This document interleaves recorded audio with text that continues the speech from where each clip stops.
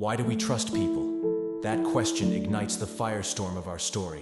A question that haunts the shadows behind every decision, every betrayal, and every moment of silence in the chaotic world of John Wick. But after this deep dive, you may stop trusting people altogether. You might even begin to use them, strategically, emotionally, powerfully, just as some of the most dangerous minds in history have done. And if you still believe people genuinely care about you, you may want to skip this. But if you're ready to walk into the storm with eyes open, to see what John Wick shows us about control, not of the world, but of your own mind, then this is your moment. There's a powerful idea buried inside John Wick, an idea about how emotion can be your greatest weakness or your most lethal weapon. It's a silent philosophy wrapped in violence, grief, precision, and focus. It's not about the gunplay or the stylish suits. It's about a man who weaponized grief, who used heartbreak not as a reason to break, but as the blade he sharpened into purpose. This story isn't about revenge, it's about emotional mastery. And as we explore this world, we'll walk through the depths of metacognition, manipulation, influence, and the darkest corners of the human mind, guided by lessons inspired by Johan Libert's emotional control secrets, recast in the form of John Wick's blood-soaked journey. Most people operate on what's called level 1 thinking. Something happens. They react. Anger rises. They lash out. Fear creeps in. They withdraw. Confidence comes. They speak up. But a mastermind, a true emotional tactician, functions on level 2. They don't just feel. They observe themselves feeling. They pause. They ask, why do I feel this? Is this emotion serving me or sabotaging me? If I say this, if I do that, what happens 3 steps from now? That, right there, is the difference between a pawn and a chess player, between the manipulated and the master. John Wick doesn't react, he calculates. His grief is not a tantrum, it's a transformation. He doesn't scream, he strategizes. He doesn't beg for peace, he builds it in the language of war. His emotional control isn't coldness, it's power. Before you control emotion, you must understand it. Most people live on emotional autopilot. Anger, shame, fear, frustration. No pause, no space. Just stimulus and reaction, then regret. But Wick? He moves through fire without letting it burn him. He doesn't become the emotion. He names it, watches it, controls it. And in that space between feeling and action, he finds his power. Imagine this. Wick's dog, the symbol of his wife, his last thread to humanity, is killed. Most would spiral. But Wick, he walks into that grief, wraps it around his soul, and uses it. He becomes a blade sharpened by sadness, not broken by it. That's emotional labor. That's power. When you name an emotion, when you say out loud, I feel overwhelmed, you activate your brain's rational center.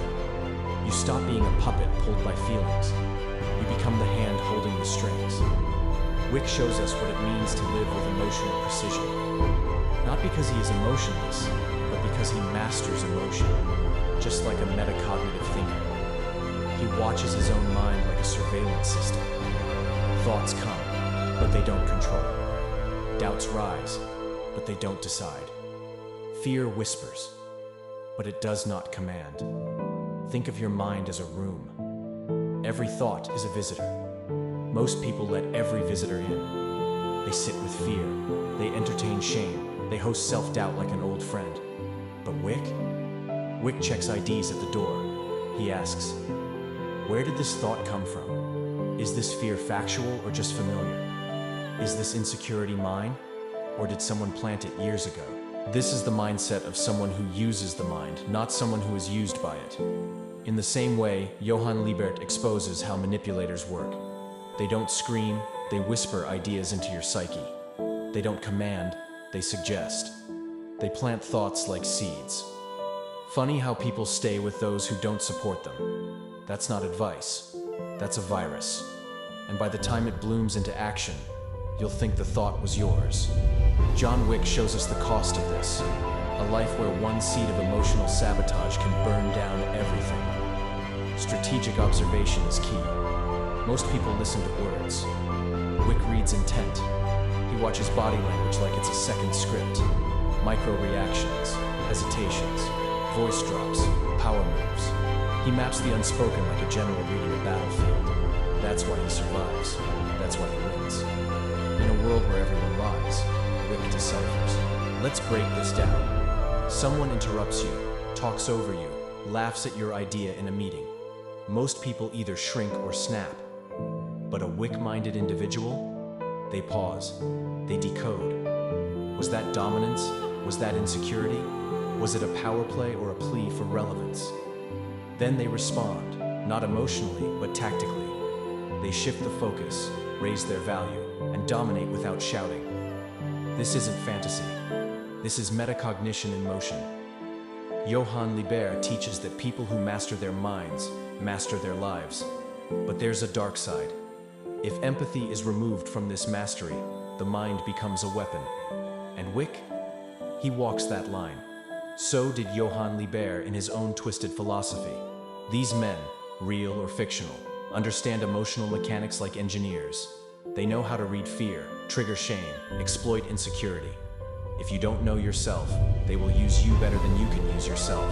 This is the shadow realm, where manipulators thrive. They make you question your worth. Who else would even want you? They say with concern. Only I truly understand you. And suddenly, your cage is painted as comfort. That's not love, that's a leash. The true monster doesn't beat your body. He hijacks your mind. He plants thoughts without words. He uses silence not as peace, but as punishment.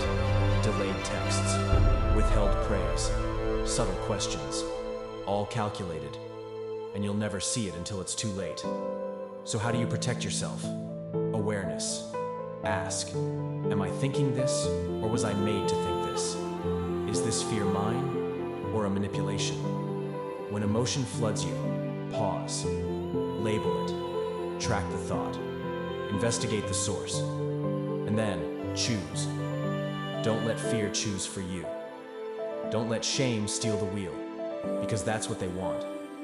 Wick teaches us not just how to fight, but why. Not for revenge, but for clarity, for peace, for freedom. When he returns to the world, he's not a madman. He's a master, a strategist, a man who controls emotion the way most people can't even name theirs. Do what Wick does. Journal the lies you believe, break them, replace them.